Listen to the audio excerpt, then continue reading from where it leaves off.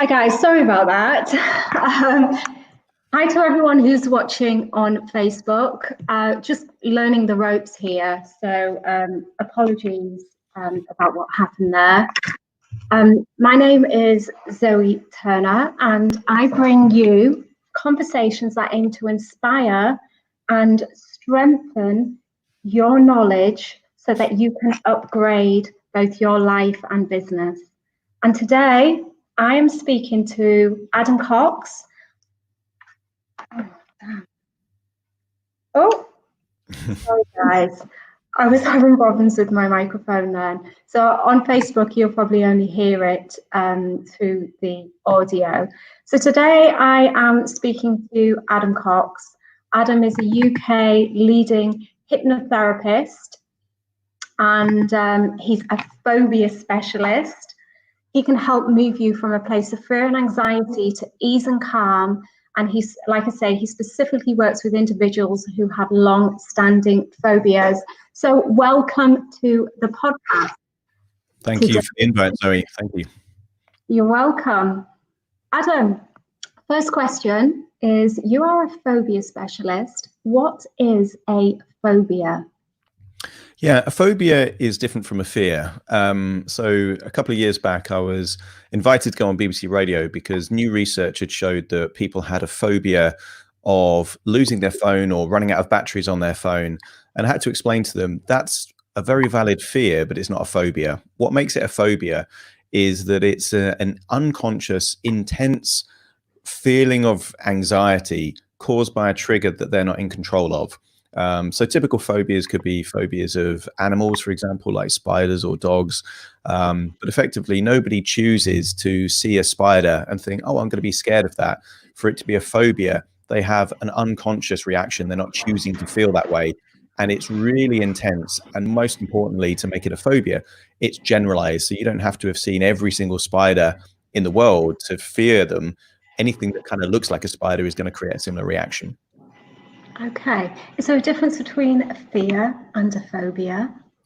Yeah, well, a phobia definitely is a type of fear. And the way that I separate fear and anxiety, fear is almost the stimulus or the overall thing that causes anxiety. Anxiety is really the symptoms, and they can be used interchangeably in conversation. But fear at most levels is a very quick evaluation of something undesirable happening, whereas the anxiety is what your body does.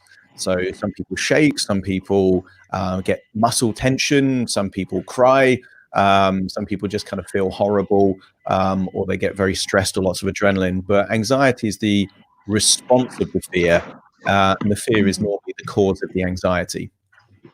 So for anyone that's feeling anxious and fearful about the current climate, what would you say to them, and how would they be able to manage that effectively?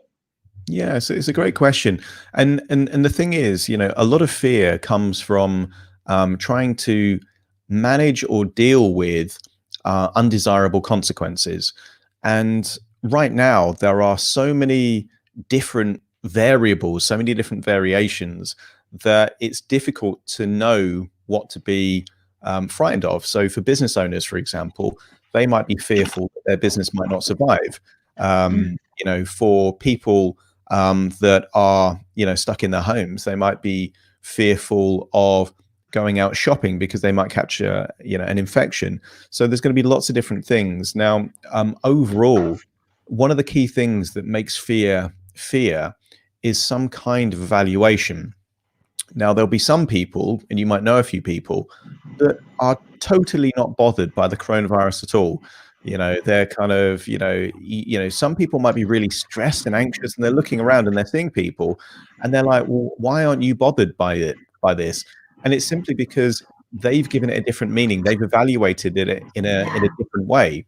Now, if you've got an elderly, at-risk relative that if you get infected, they could get infected and they might die, you're going to have a different appreciation of the potential consequences than someone that is, I don't know, young in their 20s, and they think, well, even if I get it, I can cope with it.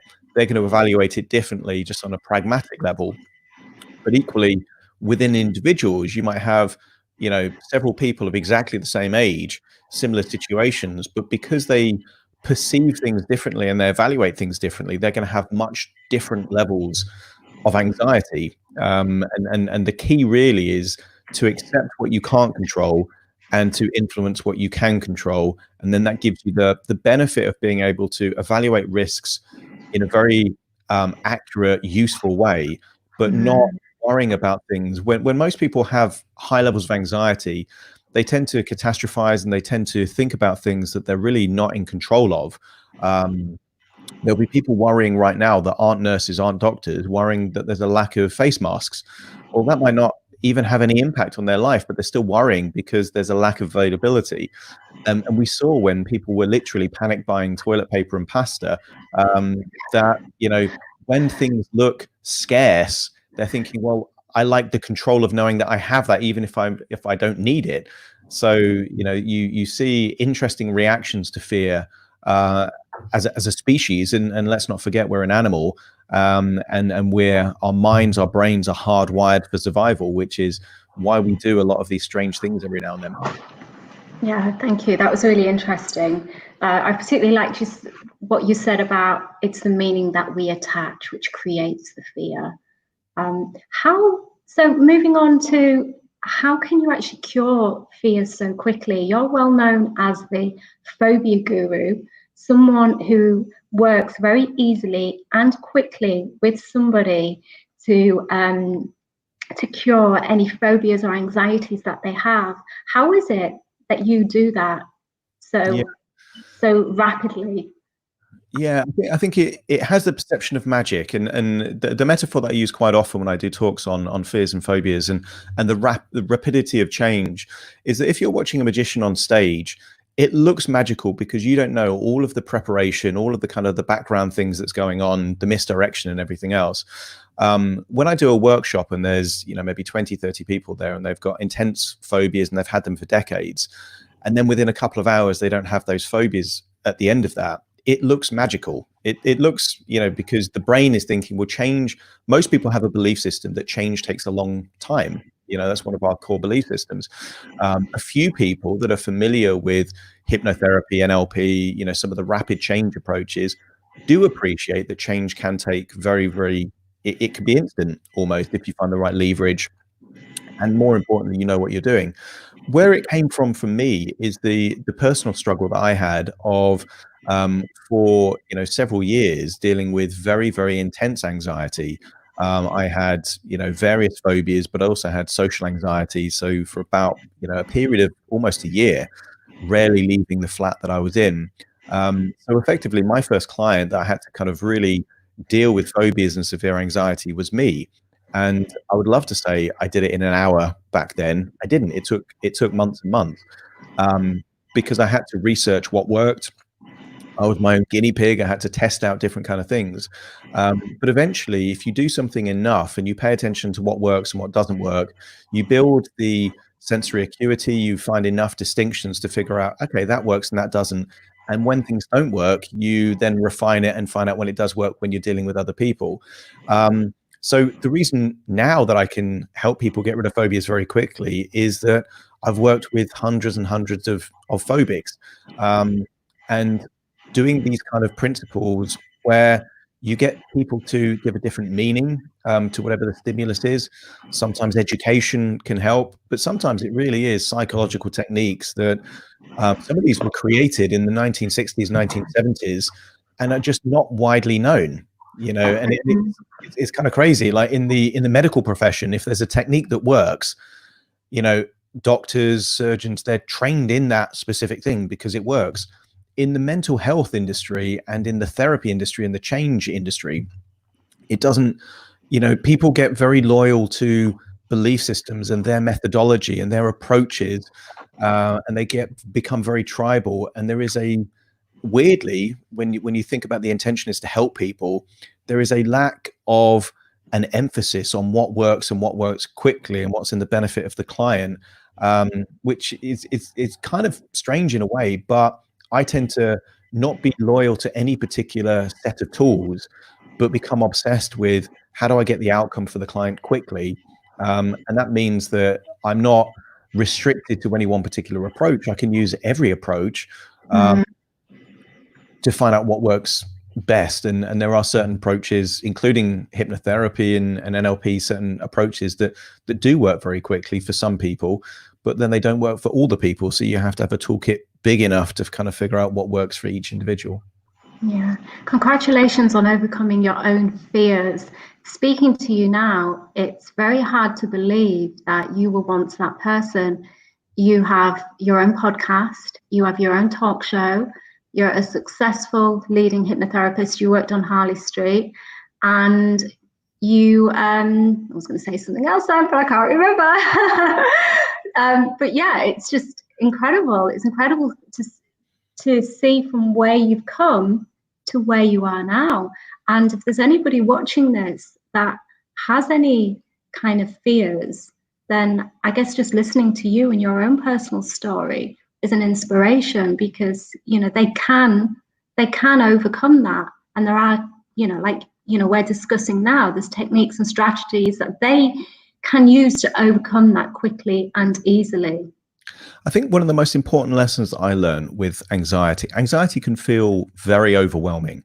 And the reason it feels overwhelming is because what happens is at the point where the brain at an unconscious level evaluates that it can't cope, that it has nothing left, then the sympathetic nervous system releases this kind of fight or flight kind of response. So, cortisol and adrenaline and all these kind of things that are hardwired for survival. And if you were being stalked by a saber-toothed tiger, that's a very, very useful thing. This function that we have in our brains may be the reason why we exist as a species. It's just not that useful if you've been asked to speak on a stage and you get severe anxiety, or if you see a house spider, or if I've worked with people that have a fear of balloons, fear of germs, fear of death, all these kind of things. It's just, fear is useful in the right doses, in the right context, but it's not useful if it reaches the point of overwhelm and shuts people down.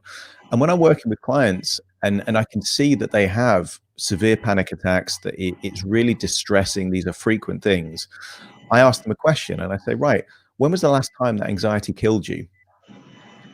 And you get this strange kind of look on their face and they're like, well, never. And I say, well, how many times do you get anxious in a week? And we kind of work it out that in their lifetime, they might have had thousands of like intense anxious experiences. So then I frame it in a different way. I say, so every time anxiety is trying to beat you, you've won. And then they get it that anxiety is temporary. And if it's temporary, then the key thing is, how do we make it less frequent and less intense? So they reach a point where they can actually cope with it. Because the goal is not to remove any anxiety whatsoever. It's to get it to a point where it's manageable. Because so you probably have things that you really don't like, but you wouldn't say that you have a phobia of them. Okay, there's a lot of people, for example, that don't have a phobia of clowns. The phobia of clowns is called coulrophobia. Very few people actually have that phobia, but there are lots of people that just find them a bit weird and a bit creepy. Okay. Yeah, well, I think Stephen King's responsible for that. He certainly is. Yeah, and the YouTubers that would kind of having chainsaws and stuff. But I mean, essentially, there's a lot of people that don't like them. I don't have a phobia of mosquitoes, but I don't like them. I don't want to be around them. So you just want to get the anxiety to a point where it's very, very manageable, so that you can just live your life. There's a lot of people that get nervous about speaking on a stage or speaking on a live broadcast like this, that wouldn't consider it a phobia. They wouldn't consider it, oh, I've got a phobia of public speaking, but they still don't, they feel uncomfortable about it. And there is a big difference between being uncomfortable. I have a framework that I use, and I say, right, if anxiety is less than 5 out of 10, we can call that discomfort. And there's a lot of people that feel uncomfortable doing certain things. And if your body starts doing things not of your choosing, rapid breathing, your heart rate gets a bit faster, you might get tension not of your choosing, we can label that as kind of a 6, 7, or 8 out of 10, which, I personally label anxiety, because it's genuinely, a more intense level of fear. And then for me, I label 9 or 10 out of 10 as panic. And panic is a useful phrase at that point, because they kind of shut down, they freeze, or they freak out, or whatever happens. For those people that have had panic attacks, they are very unpleasant things. And what can happen if someone has a panic attack, it's such an unpleasant thing that avoidance tends to be the key strategy. So they experience this panic attack, and then they start thinking, well, where did I have that panic attack? Bearing in mind that humans are pattern recognition creatures. That's kind of what makes us the species that we are. So if something very undesirable happens, your brain starts thinking, well, where was I when that happened? What was I thinking? What was I doing? And because it's such an unpleasant thing, they want to avoid that to reduce the likelihood of a panic attack. And if they're ever in a similar situation, they start thinking about that beforehand. So they're mentally preparing themselves for strategies, coping strategies. And what can happen is that people can develop a fear of the anxiety itself. They want to avoid feeling this overwhelming fear and panic. So that it certainly happened in my case. The world gets smaller and smaller and smaller, because you can only avoid so much. And the more anxious you are, the more primed you are to create new anxiety triggers in many ways. And that's why you get people that get, such a high level of anxiety that they develop general anxiety disorder, where whatever they do creates anxiety. So the important thing really for anyone listening to this right now is to know that anxiety is temporary, and the thought processes that create anxiety also are temporary. And just feel a certain way, and you have done for a while, doesn't mean you have to always feel that way. And what I tend to do with people is, I use the metaphor of rewiring their brain. There are no wires in the brains, but there are neural pathways which work very similar to kind of electrical wiring system. It tends to flow in a particular direction. If I know you're a few thousand miles away there, but if I was close to you and I threw a ball towards you, you would catch that ball, not because you're consciously thinking I'm going to catch a ball, but because you already have the neural pathways there to know how to catch a ball. In the same way, if you drive a car, you're not doing it consciously. You've got those neural pathways, so your body just knows how to do that. For those people that experience phobias and severe panic attacks, they've also got the neural pathways to encounter that unpleasant feeling without thinking about it. And that's what makes it so debilitating and distressing. They're not choosing to feel that way. That's just what's happening based on the context of the situation that they're around. And there is nothing more frustrating for a phobic than someone trying to explain them how silly their phobia is. You know, if someone's got a fear of spiders and someone else doesn't, that other person is saying, but they're small, they can't hurt you. And guess what? They already know that, but they feel it anyway. You know, and the thing with fear and anxiety, it does not discriminate. You know, I worked with a champion cage fighter, an MMA fighter, you know, obviously completely confidential, never reveal any names, but he told me that he could never tell anyone at all that he had a phobia of balloons. He'd be ridiculed, you know. And if you've got this kind of very tough guy that would be fearless in a situation that would normally freak anyone else out, but for him, he couldn't take his little girl to birthday parties because there'd be balloons there. Once these phobias get in, and the thing is, they seem funny to people that don't have them, but they are very, very real for the people that do have them. And they can be very debilitating, very detrimental. But the good news is they don't have to be permanent if you don't want them to be. Thank you. You've just explained how phobias happen. And going back to panic attacks, Adam, if there's anyone watching this who does experience panic attacks, what can they do to avoid that developing into a phobia? Do you have any tips and strategies? Yeah, so it's kind of a chicken and egg situation. For people that do have very intense phobias, that can trigger a panic attack. And weirdly, if someone has a panic attack, that might create a phobia. So it's kind of one can cause the other. And you know, what can create, there's two main ways that phobias are created. One is called a sensitizing event, and a sensitizing event is normally in childhood, but it doesn't have to be.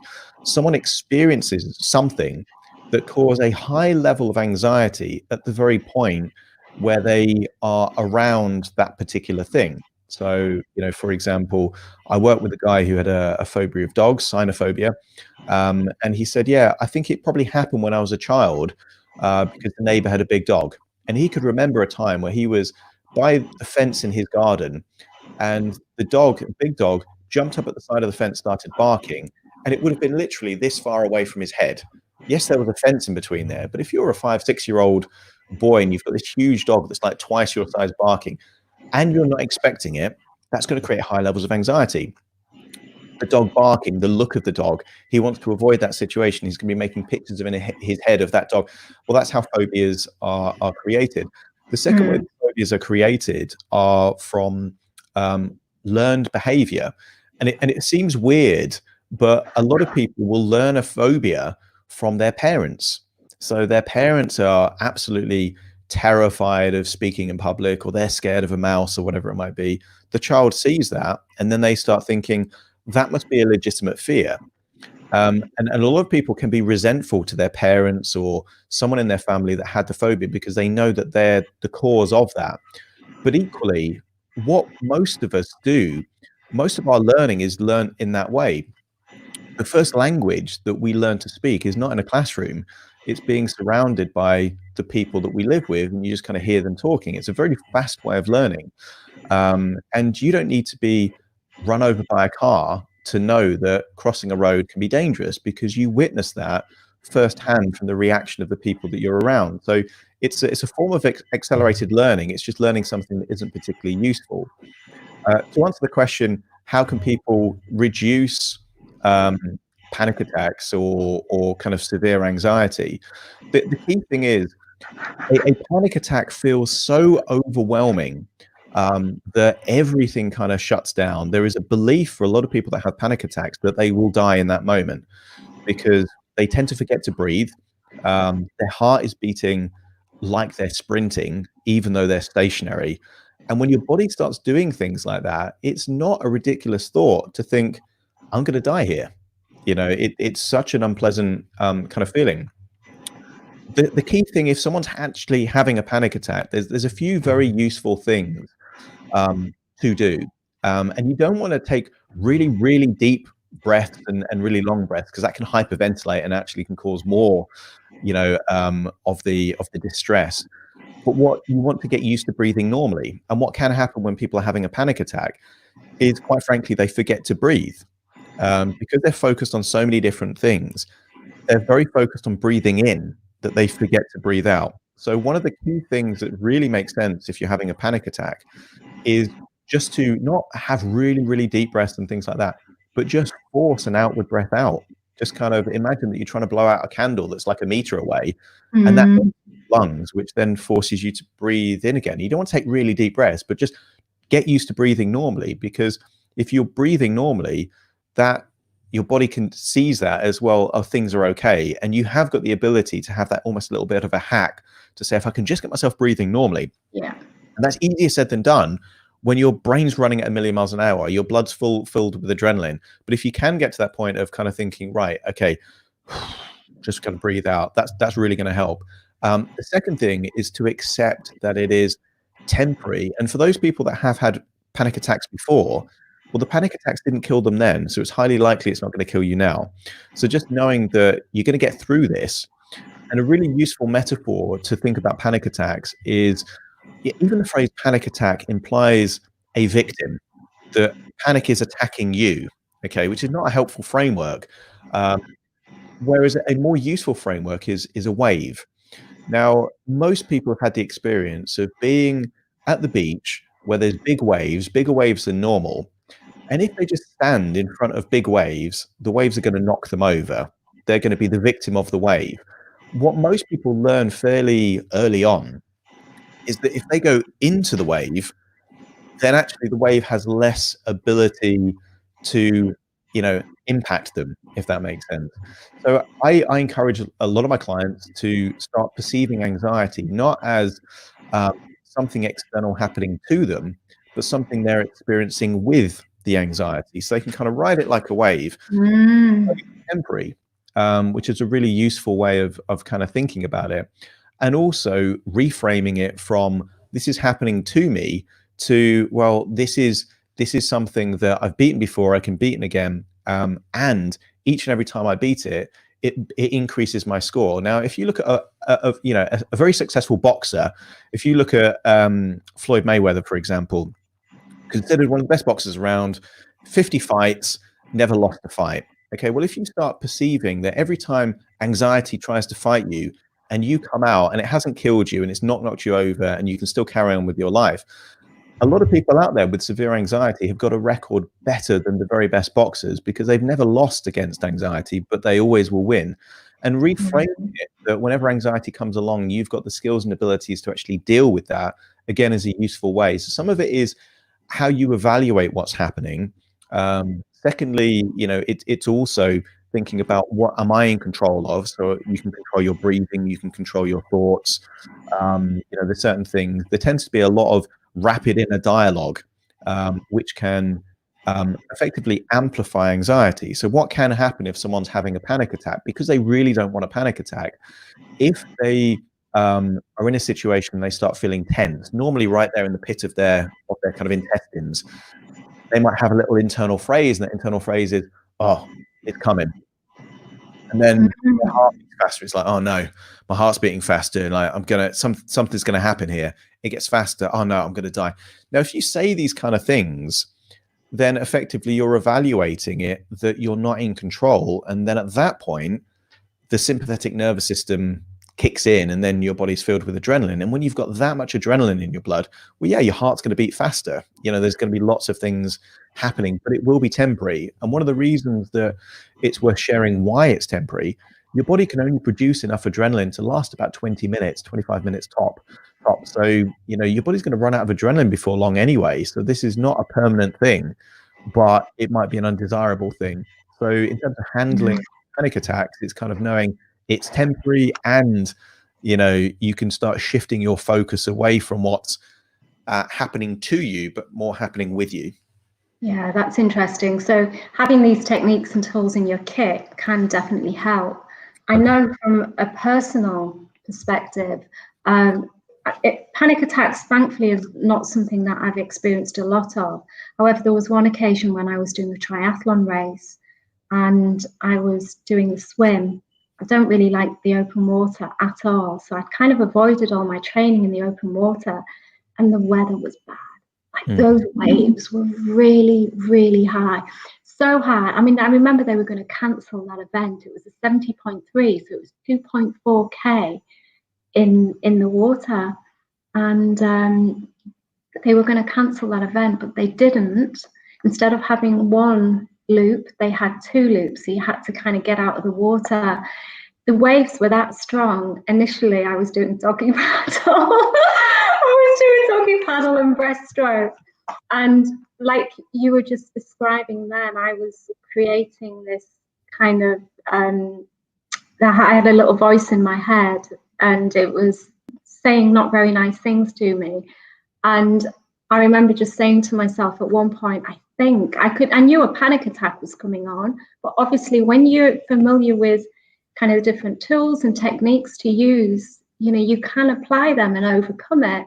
And I remember one fleeting thought came through my mind, right, I'm going to put my hand up and the woman in the canoe can come over and get me out of the water.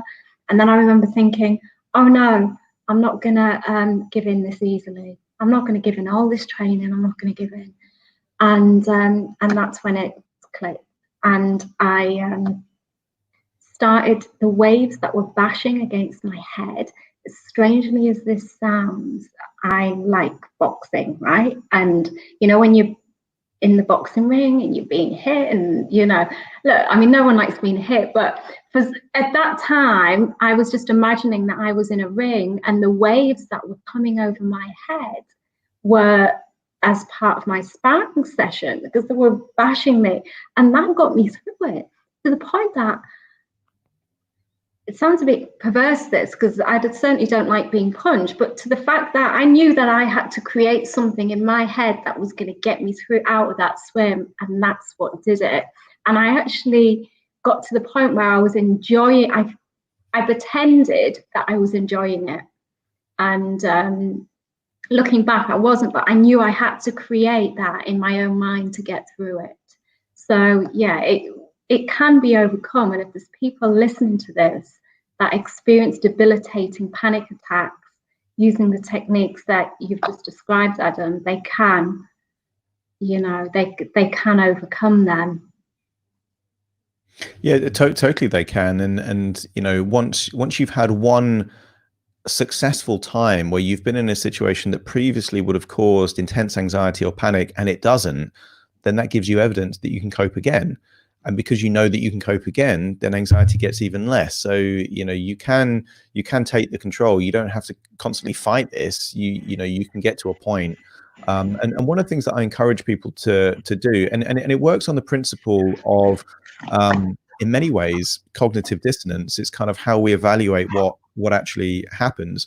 But I remember when I was a child, there was quite a high diving board, and I went up at this diving board, looked over the edge, and just, oh, this is too, and you kind of feel that kind of thing, and you kind of go, and then I went back down the stairs, and then I was kind of thinking, when I looked back at it again, it felt even more terrifying than I'd just been there, because I'd backed away from it, I'd retreated, because the brain at that point evaluates, well, for me to have kind of backtracked publicly from that thing, it must be because it's a genuine fear. And it's a mind game, a lot of these things. What you tend to find is that a lot of the fears are just shadows, and action is light, and shadows can't exist in the same place as light. So when you actually do the very thing that you're afraid of, that can provide evidence that you can cope, and therefore the anxiety disappears. So actually, it took me half an hour, but I plucked up the courage to actually jump off that diving board. And before I knew it, I jumped off another 4 or 5 times. Like, the fear had completely gone just by taking the action, if that makes sense. Yeah, that was interesting. Sorry. Interesting. That was going to be my next question. Quite often, we create a fear, but when we just actually do it, take action, it makes that experience seem so much less fearful. It totally is. And I mean, I've done so many workshops. I work with a company called Creature Courage, and we do workshops with people that have spider phobias. It's called the Spider Courage Experience. And it's one of the most popular, that's why we do a workshop. It's one of the most popular phobias that exist. And you've got people that, for some, I mean, we've had people 70, 80 years old there, and fair play to them. They want to get rid of that phobia at that point in their life. They haven't create this belief system, oh, it's too late. You know, they even then thought, okay, I can get rid of this. So you've had people that have had this phobia for decades. And when they finally, and we do all the kind of techniques and treatment and all this kind of stuff, but when they finally actually hold the spider, and sometimes this spider is a massive tarantula, when they finally do it, the expression is not what they think it's going to be. They think there's going to be this kind of feeling of, wow, I faced my biggest fear and it's kind of amazing. It's something different. When the spider actually goes on their hand, they're looking at it and they're like, was that it?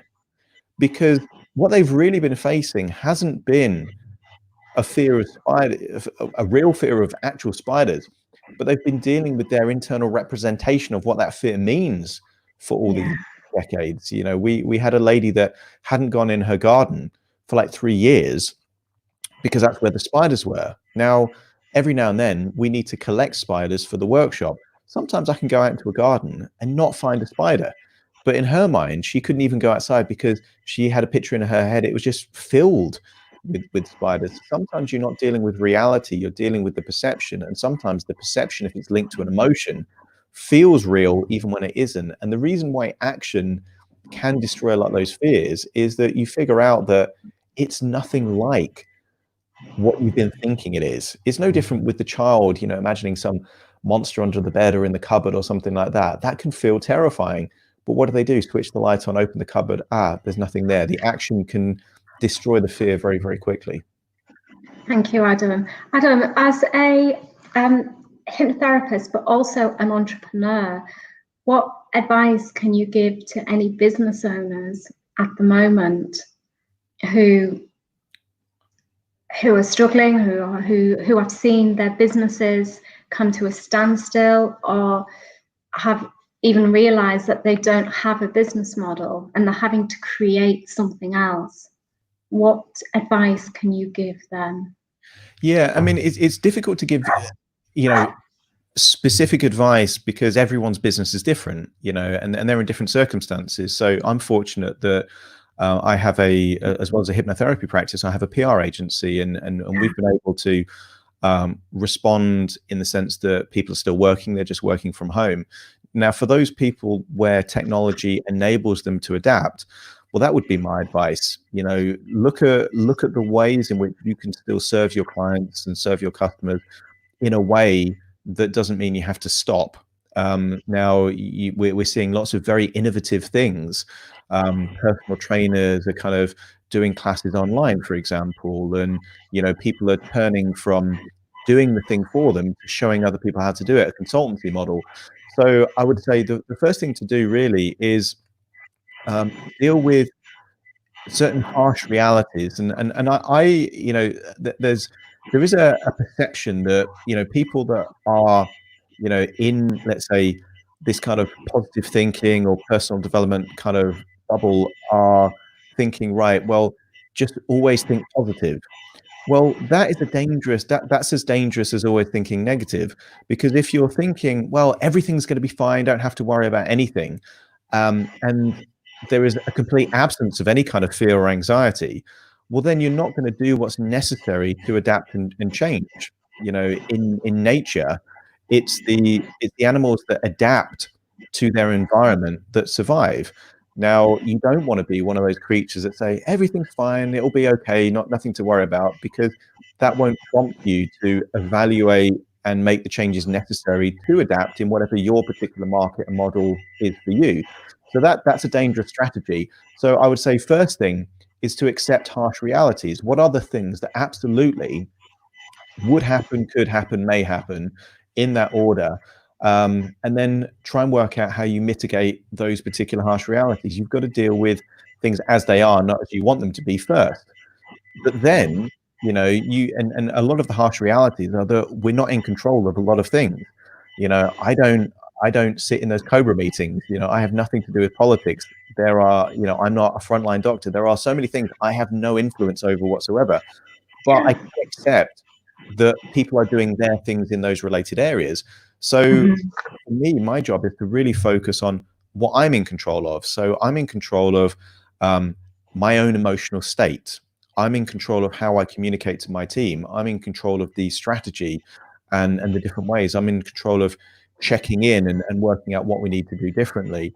And I would say one of the most important things to reduce anxiety as a business owner is not to spend any more time than necessary thinking about things that you're not in control of, because it is a time drain. And I see people, and each to their own, people having their opinion on politics and conspiracy theories and all those kind of things. And for me personally, I don't invest any time in that because I'm not in control of those things.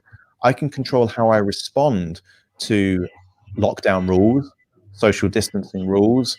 If furlough is available to some of my staff, if I get certain grants, I'm going to respond to anything that's actually happening, but I'm not going to worry too much about the ifs and maybes of things that I can't control. I'm just going to check what's actually happening and then respond very, very quickly to what's happening. But I am going to focus obsessively with what I'm in control of, and do what I can to make the best of undoubtedly is a inconvenient situation at best and an awful situation at worst. Thousands of people are dying. So the idea that I'm going to say, oh, everything's great, and I'll just kind of pivot and all this kind of stuff, I think that's a bit disrespectful to those businesses that aren't in a position that can do that. But I will absolutely focus on doing the very best that I can for my business and my clients, because that's my duty to my staff or myself or my situation. And I think that will massively reduce anxiety. The other thing that you can do to reduce anxiety as a business owner is to avoid the most common ways that people deal with anxiety, and the coping strategies that most people deal with anxiety. First of all, is avoidance. Kind of head in the sand. Oh, I don't want to know what's happening. It's a really bad idea as a coping strategy. Yes, the anxiety might go down, but then real consequences might happen that mean the anxiety gets even worse. So that's really not a good idea. The second thing that people tend to do is some form of self-medication. Now, that could be prescription drugs, non-prescription drugs, food or alcohol, smoking, whatever it might be. A lot of people, because anxiety is an unpleasant feeling, when you do certain things, that feeling goes away. But that's how addictions get started. And there's a lot of people drinking a lot more than they would usually drink, partly because they're bored, let's be honest, but equally because it's a very good coping strategy in the short term. With anxiety, it's just a really bad strategy in the long term. It makes the symptoms go away, but it doesn't deal with the cause. And the third way that people cope with severe anxiety is distraction. Spend a lot of time watching TV, social media, those kind of things.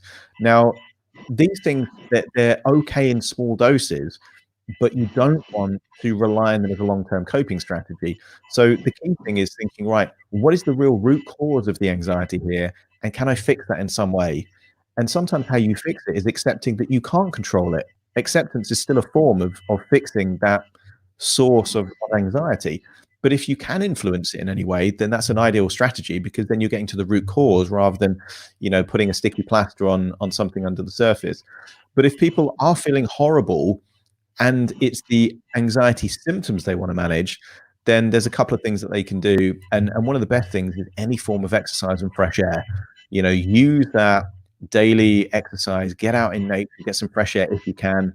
And if you can't, do press ups and jumping jacks in your front room, but do some kind of thing to get your body moving, because that's going to enable you to breathe differently. It changes your biochemistry, changes your physiology, and it'll get you in a more positive state. And the mental state and the emotional state is a weird thing. You can't feel anxious and excited at the same time. So kind of use your body in a way that gets you in a positive emotional state.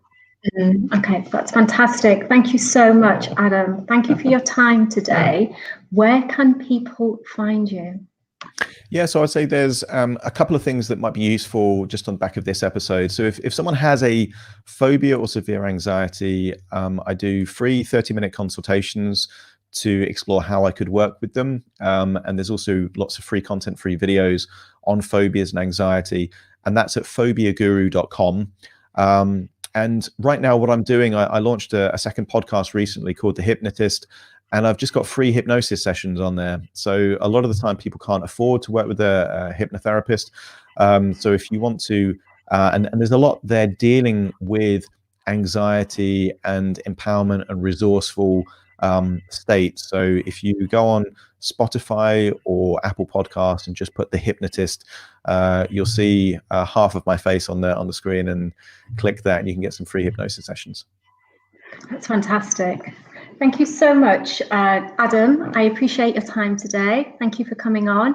Thank you to the viewers, Facebook viewers, for tuning in here. Please like and share this episode. That would mean a lot to me if you would do that. Thank you so much.